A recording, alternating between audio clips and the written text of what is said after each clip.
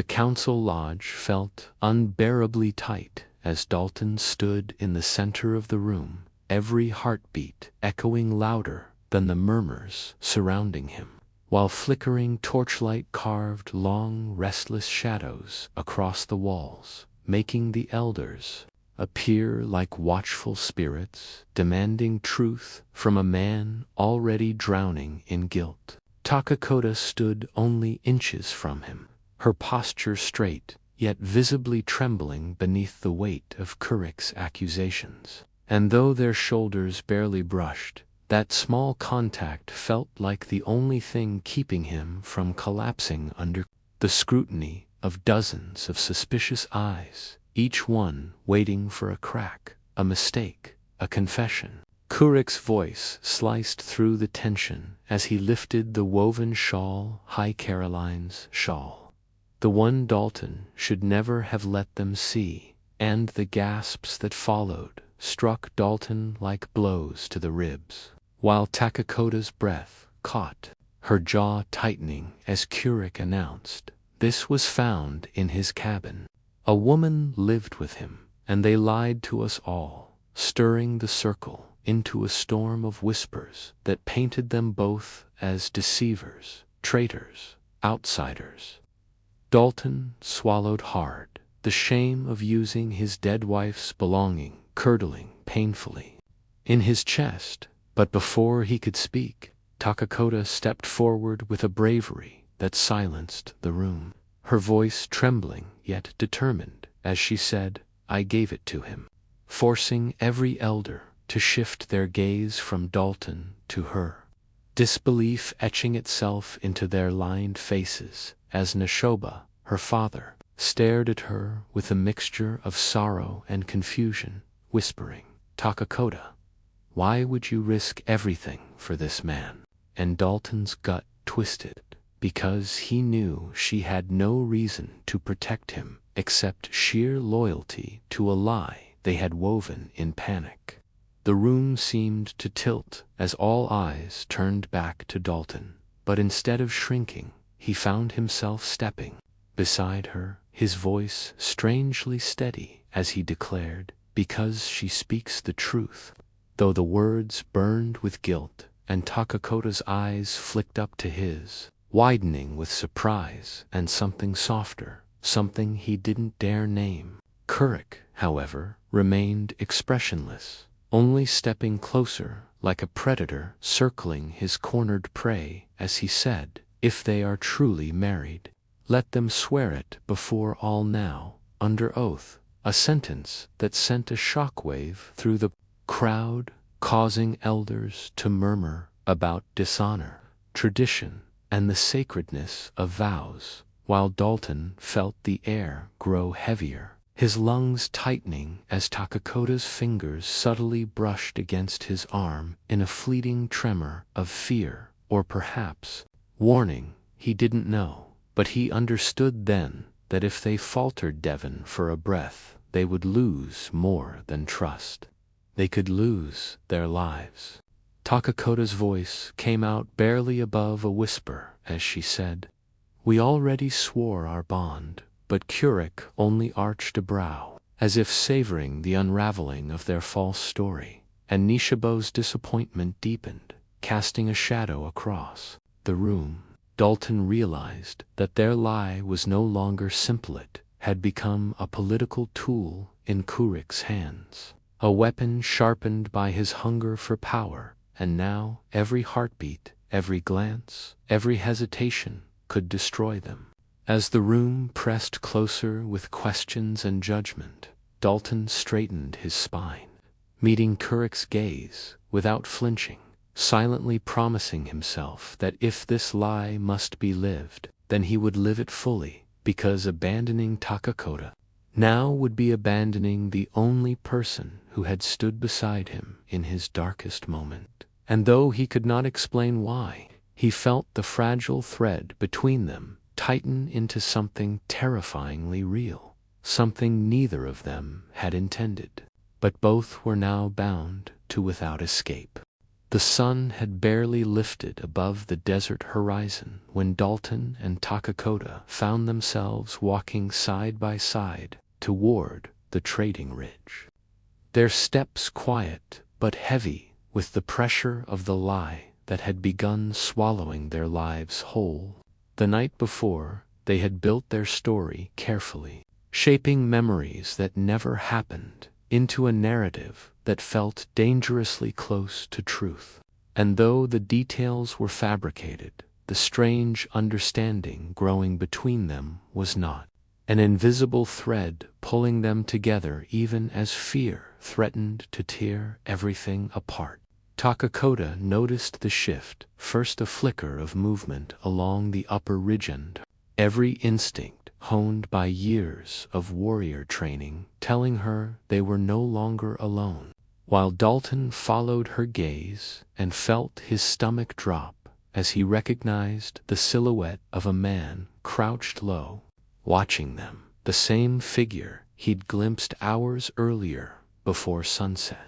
Kurik's man, no doubt, and the realization sent a tremor through him, because it meant their carefully rehearsed story had been overheard, worse, scene being created in before he could voice the thought. Takakota murmured, "If he reports this, Kurik will say, 'We invented everything today.'" Her voice low, controlled but tinged with anger she rarely allowed others to hear. Dalton cursed under his breath, knowing she was right, and knowing too that their next steps would determine whether they survived the council or were torn apart by it. They hurried back toward the village, arriving moments before the elders gathered at sunset. The sky bleeding orange and red across the sands like a warning carved into the earth itself. And as they approached the circle of elders, warriors, and watching faces, Dalton felt Takakota move just slightly closer to him until their shoulders nearly brushed, a silent declaration of unity that steadied him even as fear clawed at his spine. Neshoba gestured for them to enter the circle, his face drawn with exhaustion from a long night of whispered debates, while across the fire pit Kurik sat motionless, the stillness of a predator waiting for the kill, a faint smile twisting the scar across his cheek as if he could already taste victory. Takakota began speaking first, recounting the story they had constructed, the first trade 2 years prior, the growing conversations, the spring meeting where possibility had quietly sparked. Her voice carried such strength and clarity that for a moment even Dalton felt almost convinced they had lived it. But Kurik rose to his feet the instant she finished, delivering his challenge with cold precision, dismantling their claims piece by piece, questioning the secrecy, the timing, the lack of witnesses, every word sharpening doubt in the elders' eyes until the circle buzzed with uncertainty. Dalton opened his mouth to defend them, but Takakota squeezed his hand hard, silently warning him to stay quiet. And she responded with a fury controlled so tightly it trembled beneath her calm tone, explaining that secrecy was necessary not because their bond was false, but because she feared her people's reaction, fear that was now proving justified by the very doubt facing them. Her conviction shook several elders, but Kurik had saved his strongest blow for last, revealing that his spy had watched them earlier that day, seen them speaking frantically, weaving a story, stepping in and out of Dalton's home without leaving evidence of any long-shared connection. And the murmurs that followed rolled through the circle like thunder. Neshoba finally raised his hand for silence, his voice heavy with disappointment as he said, Takakota would have one final chance to present proof beyond words, one tangible object that showed history between them. and Dalton felt her hand tremble in his as the weight of their impossible situation settled over them, because they had nothing but the shawl that did not belong to Takakota, but to the ghost of his past. A ghost he had never expected to use, and though the night ahead promised no solutions, only danger, one truth settled unmistakably between them. Whether the lie survived or broke, they were now bound together, for better or for ruin. The moon hung low and heavy over the desert as Dalton stood alone in his dimly lit cabin, staring at the small pile of belongings he had avoided touching for 3 years. Each item a fragile thread connected to a life that had ended too suddenly to accept. And now those memories, Caroline's memories, were the only thing that could save him and Takakota from the noose tightening around them.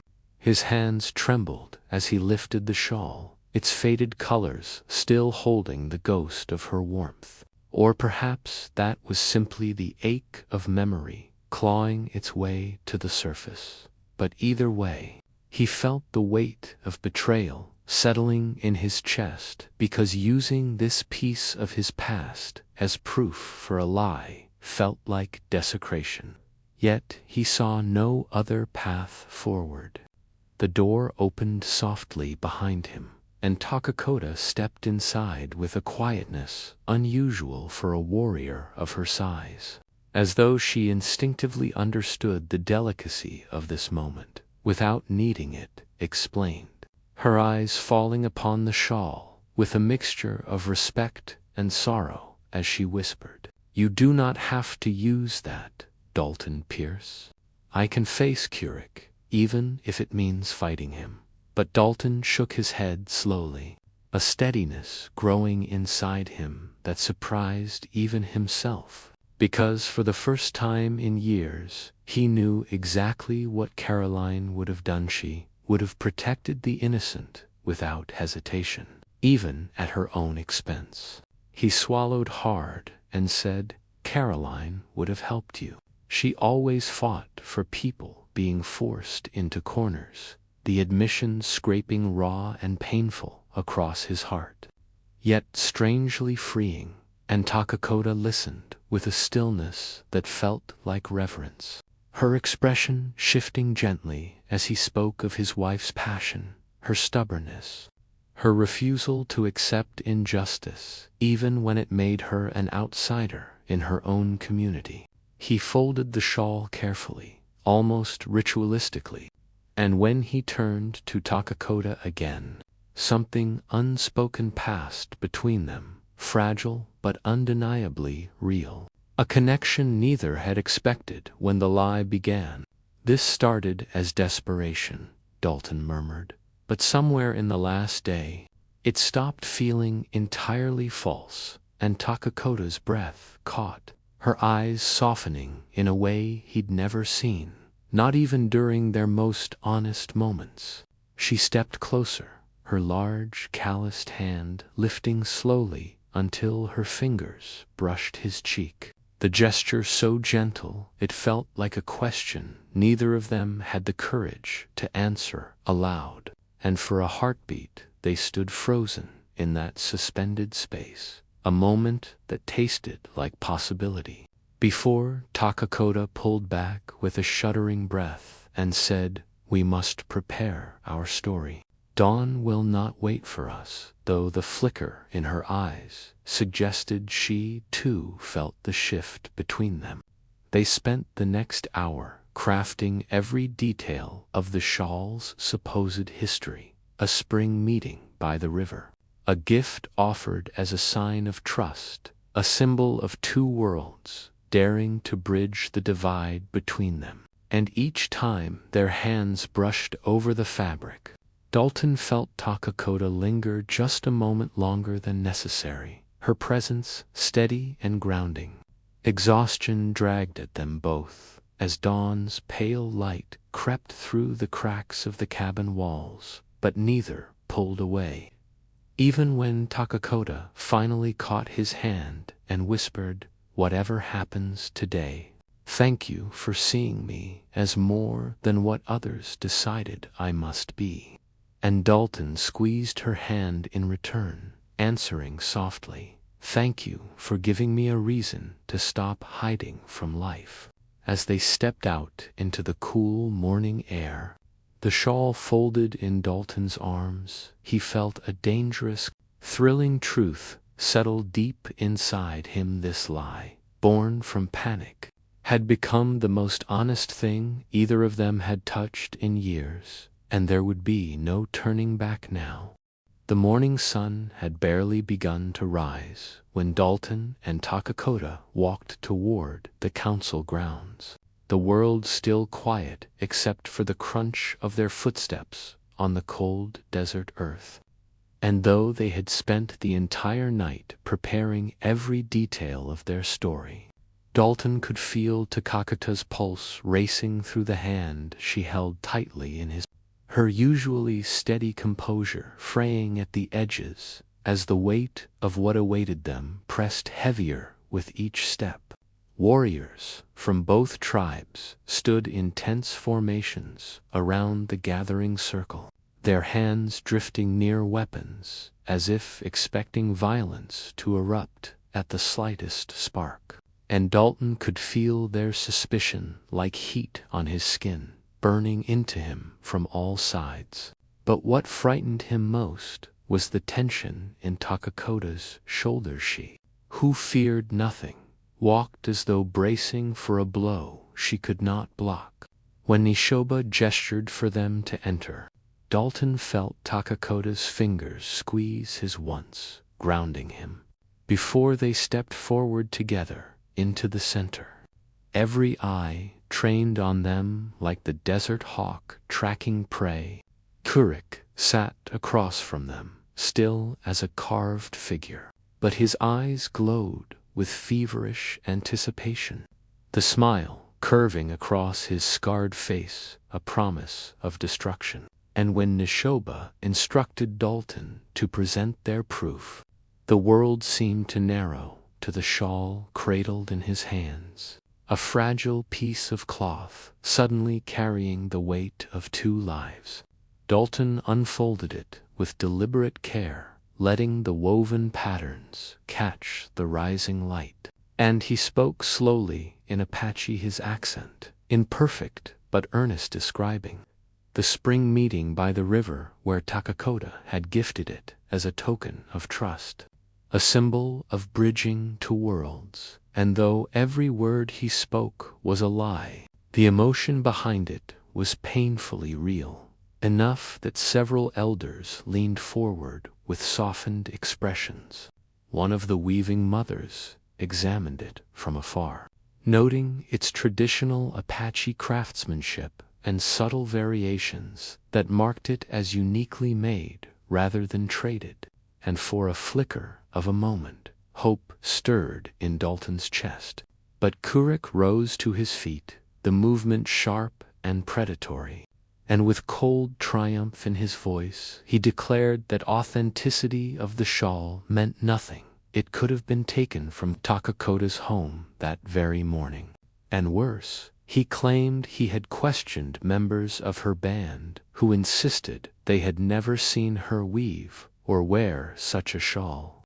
The murmurs that followed cracked like dry wood in a fire, spreading quickly, eroding the fragile acceptance the council had begun to form. And Dalton felt Takakota go rigid beside him, her jaw tightening as Kurik drove the blade deeper, insisting that if the shawl held meaning, someone in her band would recall seeing it. And the logic was so sharp, so damning, that even Nishoba looked down, troubled. But before Kurik could claim victory, Takakota stepped forward with a breath drawn through trembling resolve, her voice steady as she said she had woven the shawl in solitude, away from her people, because the gift was not meant for them. And Dalton realized instantly that she wasn't just defending the leash was revealing something deeply personal, something she had no intention of sharing until forced.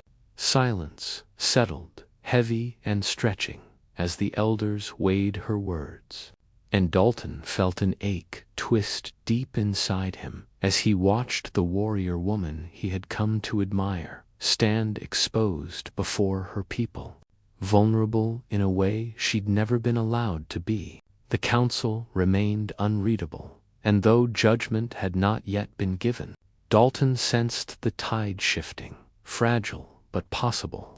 And as Takakota reached for his hand again, in front of everyone, he understood that whatever happened next, they would face it not as strangers bound by a lie, but as two souls who had somehow found each other in the lonely space between worlds. The council dispersed slowly as the sun climbed higher, casting long streaks of gold across the dust while Dalton and Takakota walked away from the gathering circle, each step heavy with the uncertainty that clung to them like the desert heat. And though the murmurs of the tribe faded behind them, those whispered doubts still echoed in Dalton's mind, sharpening the fear that Kurik's accusations had struck deeper than either of them wanted to admit. Takakota moved with her usual grace, yet something in her rhythm had changed. A stiffness in her shoulders, a tremor in her breath, and her silence pierced Dalton more sharply than any spoken worry could. So he reached for her arm, gently stopping her near the shade of a twisted mesquite tree where the wind rustled through its branches, like an old spirit giving counsel.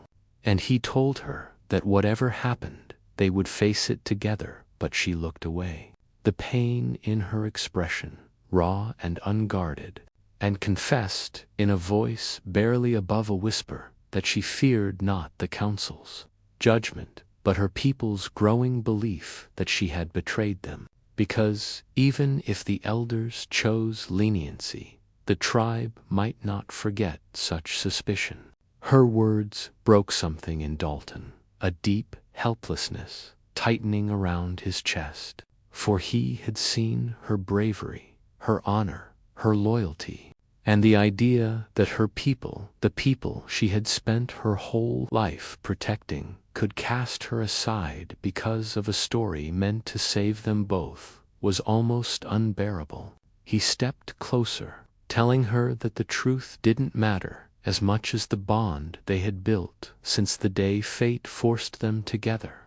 But Takakota shook her head, explaining that, in her world, truth was not a matter of personal survival, but communal trust, and once that trust cracked, even a warrior's strength could not mend it.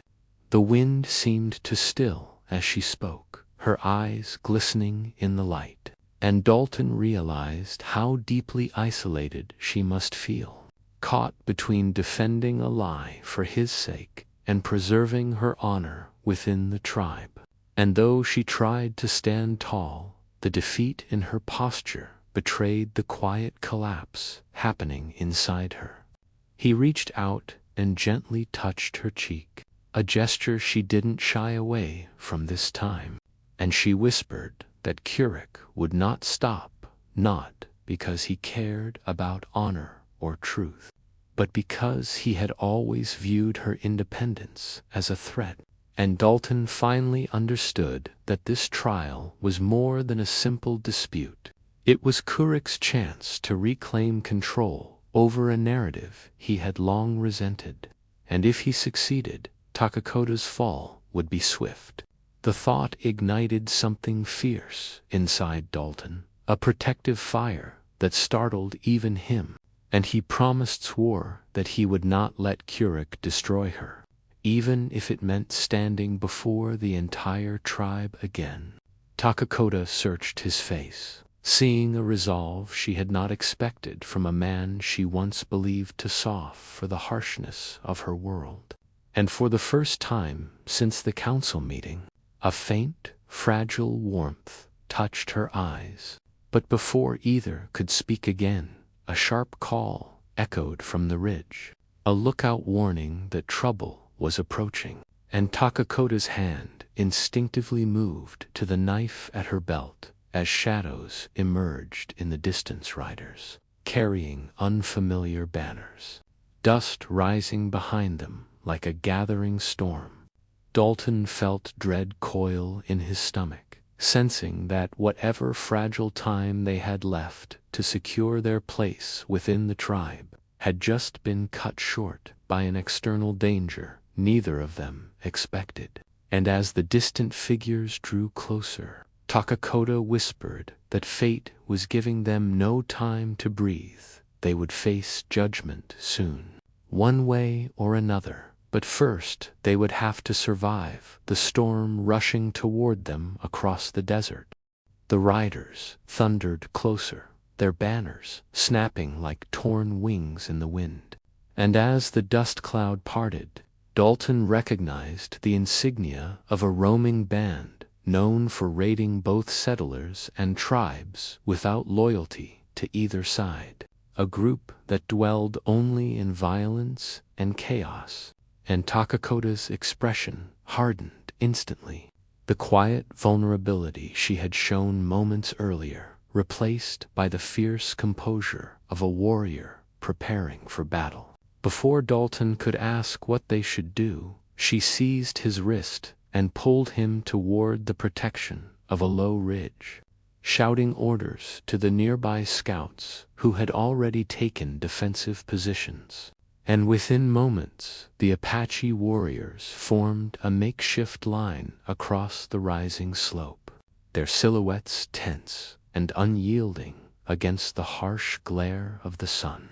Kurik appeared among them, fury twisting his features, not at the enemy, but at the fact that Takakota had moved first and was commanding warriors who no longer knew where their loyalties lay. But even he could not deny the threat bearing down on them.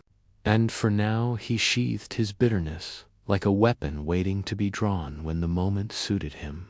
Dalton crouched beside Takakota, heart hammering, feeling more acutely than ever how foreign this world was to him, yet also sensing with startling clarity that his place was no longer behind her but beside her. And when the raiders unleashed a volley of gunfire that shattered the stillness, instinct not fear drove him to pull his rifle from its sling and take aim alongside the warriors.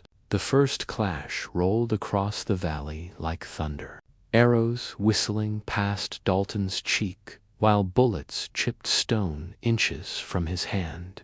And amid the chaos, Takakota fought with a fluid grace that seemed to defy mortality, her blade flashing in the sun as she struck down a rider who broke through the defensive line, her movements precise and unhesitating, a testament to the strength that had always guided her path. Dalton found himself strangely steady, his every breath aligning with hers, as though the desert heat had fused their fates. And when he saw a raider aiming from the shadows of a rock outcrop, the muzzle pointed directly at Takakota, he didn't think he fired, the bullet finding its mark, saving her life with a shot that surprised even the warriors around him. The tide of the attack shifted after that, the raiders realizing their attempt to overwhelm the tribe had faltered, and one by one they retreated, disappearing into the shimmering horizon until only silence remained, the air thick with the metallic scent of battle. The warriors slowly lowered their weapons, their wary glances toward Dalton, no longer sharp with suspicion, but softened with something closer to respect. And Takakota, breathing hard but still standing tall, stepped toward him with gratitude shining openly in her eyes, a rare and sacred offering in her culture. But before she could speak, Kurik strode forward, trying to reclaim authority by declaring that Dalton's participation did not erase the doubts surrounding their story Yet his words fell flat as the elders arrived, having witnessed enough to understand that what bound Dalton and Takakoda was no simple lie. Nishoba looked at the two of them, dust-covered and united by shared danger, and said that sometimes truth was revealed not in woven shawls or spoken claims, but in the choices made when death rode close. And in that moment the council's hesitation dissolved like smoke in the wind. Takakoda's people stepped back, giving her a space she had not been allowed in days, and she reached for Dalton's hand with no fear of judgment, her voice steady as she told the council that whatever future lay ahead, peace or conflict, she would walk it with him. And as the sun dipped low, painting the desert in hues of fire and gold, Dalton realized that the lie they had created had forged something undeniable, not a deception to survive a trial, but a bond tested by danger, strengthened by sacrifice, and shaped into a truth no one could take from them, a truth that marked the beginning of a new path neither of them could have imagined when fate first forced their worlds to collide.